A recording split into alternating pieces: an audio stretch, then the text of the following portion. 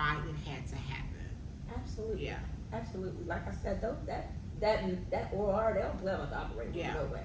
So even though counts was correct, because they used this really funny equipment to document it, and I couldn't maneuver it, it wasn't correct to them. Mm-hmm. No matter how many times I told them we did a manual count, which is traditionally done in everyone else's OR, but not theirs, Yeah. it did not matter.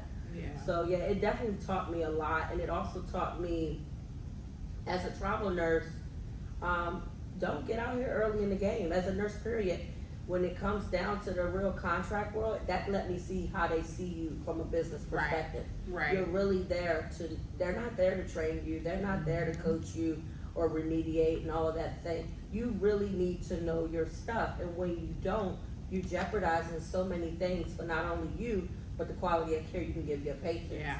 So you can't fake it. It's some Yeah. things you just can't fake. Yeah. And I know there's 7,000 fake nurses running around right now for Florida, but there's some things you can't fake. Yeah. That's what they say. Right.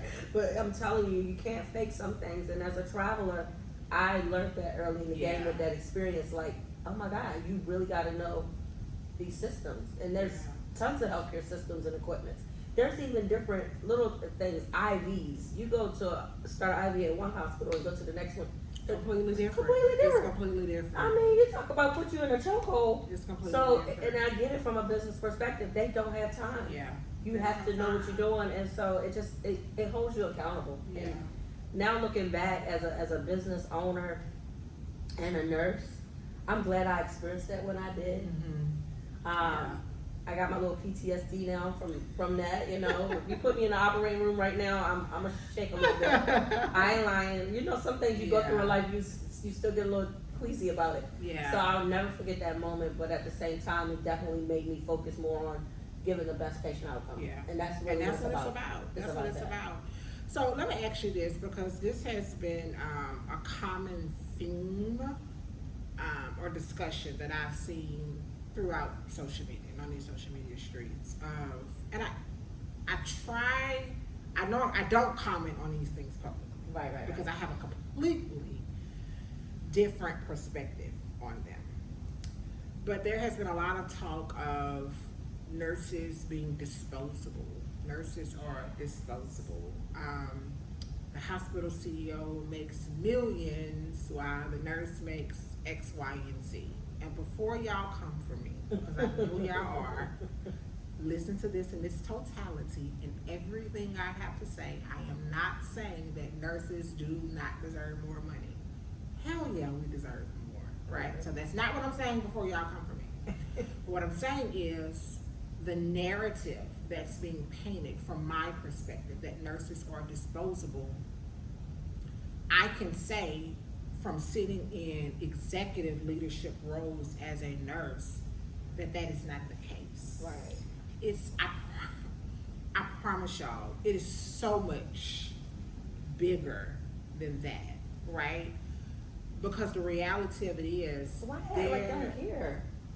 So tell me, Ask for my extension and I don't get it, y'all. So help me understand when you say they act like they don't care. Give me an example. Prime example, right? Mm-hmm. Have a unit of 10 beds.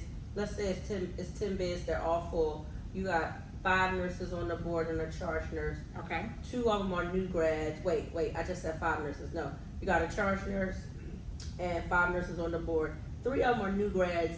Just got out of school, 1 year at the max experience. Mm-hmm. The other 2 are travelers who just got there. They know their job, but they don't know where nothing is. They don't know who nobody is. And then you got nurses literally waiting to get in. You got nurses waiting for opportunities. You got travel nurses asking for contract extensions. You ain't answering them. Like, you act like you don't need no help. Like, what's the problem? Why we not getting granted the money to be in these positions, right? Mm-hmm. To keep sustaining the unit. Mm-hmm. And we're also not being granted the extensions to keep sustaining the unit as travel nurses. Mm-hmm. So if you don't have no experienced nurses coming in, you're also not giving travel nurses the opportunity to stay, then what's the problem? We are disposable because you don't even care. You just dragging these little new grads out in the mud. Yeah. So I wouldn't necessarily say is that they don't care. Okay. Right? What I would say is that there is an opportunity for them to really and truly understand, and they really need to go back to the drawing board on how do they build a sustainable framework for the new age of delivery of healthcare. Yeah. That is the I challenge. can agree with that. That is I the agree. challenge. It is. Right? It's a difference. Because the patients that we took care of 10 years ago, Meisha, are not the same patients that we're taking care of now. Right? That's one element of it. These pregnant women are so sick. They're on like heparin drips and Yes. insulin drips, and some of Yes. them are in the ICU, and we actually go there to take it. They sick. You're right. Yes. It's a different model. It's a different world. And so back to your point of we got all these patients on the unit, 5 nurses, 2 of which or 3 of which who are new, 2 that are travelers that don't know what stuff is, and you got people trying to come through the door. Yeah, like well, the other part of that I think that we need to look at sometime is really and truly what is in the budget. For some reason, let's talk about this. This is the part that gets me. I guess this is where I'm lost. The budget. There is a narrative that hospitals have these ginormous billion-dollar budgets. They don't. They don't. And so I think that people think they do because all they see is the money coming in. Yeah. You got money coming in from here, money coming in from there. The patient bill was $500,000. This was that. Do you know how much just an energy bill is for a hospital? An energy bill alone. That's true. You know business, Meisha. Yeah, you know absolutely. all of I do. those I know all other of that small stuff. things that add up. Yeah, you're right. That you're bringing in, let's just say, $100,000, which we know is way more than that. Right. But you putting out 80. That other people don't see and understand where the money is But going. why isn't When the we nursing think staff about- a priority in the budget? So I do think that there is room to be able to make the nursing staff a priority in the budget. But I think even more than that, within healthcare, we have to figure out how we're going to make improved technology a bigger budgeted item.